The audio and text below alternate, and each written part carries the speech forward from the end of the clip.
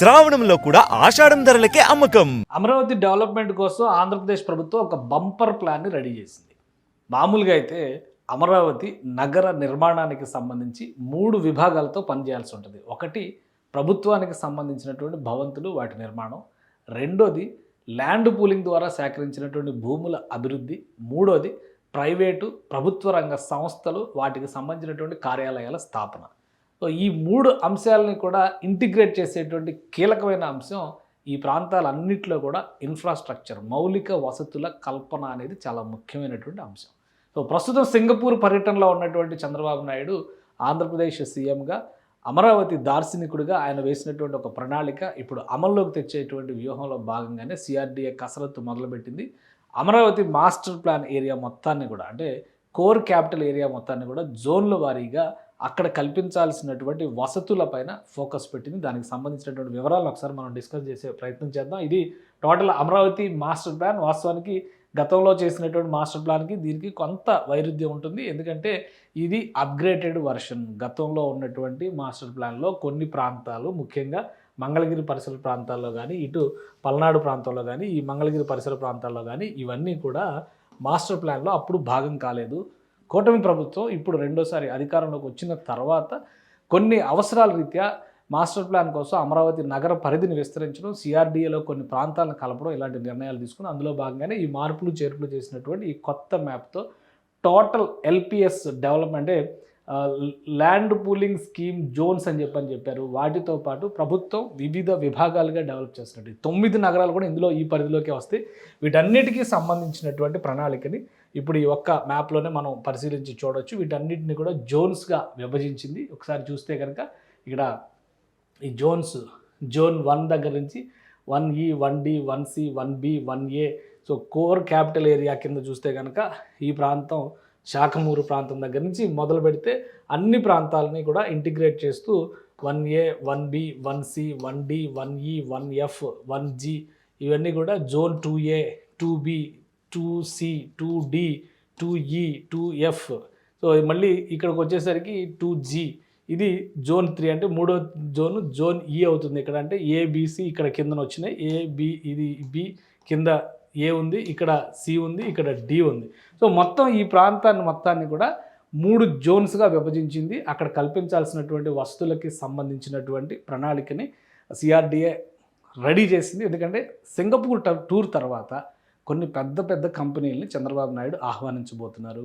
ఆ కంపెనీలు ఈ ప్రాంతాల్లో ఇన్ఫ్రాస్ట్రక్చర్ డెవలప్మెంట్కి పెద్ద ఎత్తున దోహదం చేయబోతున్నాయి. దీనికోసం 2 పెద్ద కంపెనీలతో చంద్రబాబు నాయుడు భేటీ కూడా జరిగింది. వాటి వివరాలు కూడా మనం ఒకసారి విశ్లేషించేటువంటి ప్రయత్నం చేద్దాం. జోన్స్కి సంబంధించినటువంటి టోటల్ ఇన్ఫ్రాస్ట్రక్చర్ డెవలప్మెంట్ బాధ్యత అంతా కూడా ఏపీ సిఆర్డీఏ తీసుకుంటుంది. వీటికి సంబంధించినటువంటి DPR, consultant for preparation of detailed project report for present ground status assessment of the implemented works, ఇవన్నీ కూడా ఇప్పుడు ఇస్తున్నాయి అనమాట. ఆల్రెడీ పనులు జరుగుతున్నవి, చేపట్టాల్సినవి, వాటికి సంబంధించినటువంటి వర్గీకరణలు, విశ్లేషణ ఇవన్నీ తీసుకున్నారు. అలాగే construction of roads, drains, water supply, sewerage వీటన్నిటికీ సంబంధించి టెండర్స్ కూడా ఆల్రెడీ ఫ్లోట్ అయిపోయి ఉన్నాయి.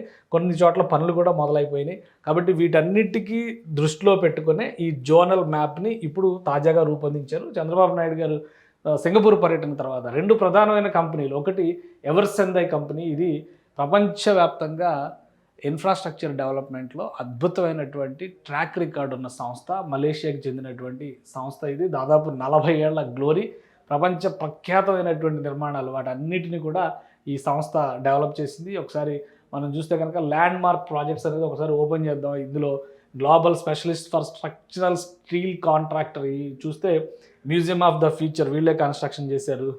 కిఫ్ ఆఫ్ డెవలప్మెంట్ ఫేజ్ 2, అలానే లూజైల్ ప్లాజా టవర్స్ ఫేజ్ 2, 3 and 4, అలానే ఇవన్నీ కూడా. సో ఈ చాలా ఇంట్రెస్టింగ్ ప్రాజెక్ట్స్ డెవలప్ చేసినటువంటి సంస్థ. 40 ఏళ్ల లెగసీ ఉంది, వీళ్ళకు ఉన్నటువంటి ట్రాక్ రికార్డు.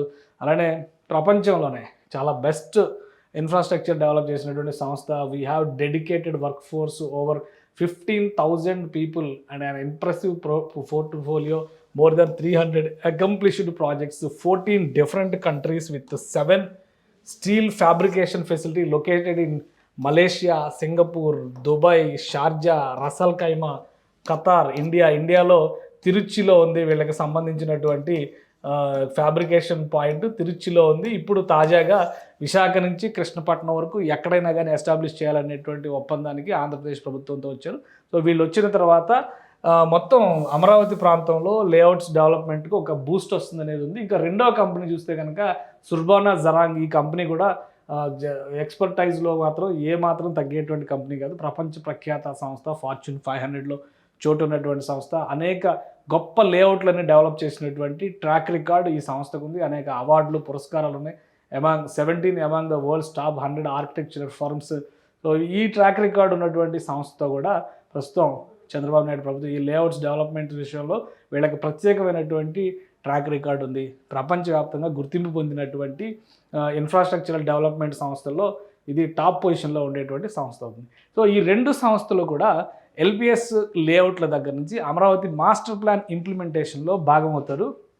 ఏవైతే అడ్మినిస్ట్రేటివ్ సిటీస్, అలానే అడ్మినిస్ట్రేటివ్ సిటీ, ఇంకోవైపు ఫైనాన్షియల్ సిటీ, టూరిజం సిటీ అని చెప్తున్నారు, అటువంటి వాటిని ఆ స్థాయికి తగ్గటువంటి ప్రాజెక్టులు వీళ్ళకి కేటాయించే అవకాశం ఉంది. అలానే ఈ సంస్థలో నేరుగా ఆంధ్రప్రదేశ్లో గ్రౌండ్ అయ్యి తమ యాక్టివిటీని డెవలప్ చేసేటువంటి అవకాశాలు కనిపిస్తున్నాయి. దీనివల్ల ఇక్కడ కూడా ఎంప్లాయ్మెంట్ జనరేషన్ జరుగుతుందని చెప్పి ఆంధ్రప్రదేశ్ ప్రభుత్వం భావిస్తుంది. మొత్తం మీద ఎక్కడికి వెళ్ళినా కానీ అమరావతికి సంబంధించినటువంటి డెవలప్మెంట్ ఏ విధంగా చేయాలి, మాస్టర్ ప్లాన్ని రియాలిటీలోకి తీసుకురావడానికి రాబోయేటువంటి 2-3 ఏళ్లలో ఎంత వేగంగా పనిచేయాలనే ఉద్దేశంతోనే ఆంధ్రప్రదేశ్ ప్రభుత్వం ఒక ప్లాన్ని రెడీ చేస్తుంది. సో మొత్తం జోనల్ స్ట్రక్చర్ అంతా కంప్లీట్ అయింది కాబట్టి వర్క్ అలాట్మెంట్ జరిగితే అతి త్వరలోనే ఈ పనులు శరవేగంగా గ్రౌండ్ అయ్యేటువంటి అవకాశాలు కనిపిస్తున్నాయి. సుమన్ టీవీలో మీ పర్సనల్ అండ్ బిజినెస్ ప్రమోషన్స్ కోసం కింది నెంబర్కి కాంటాక్ట్ చేయండి.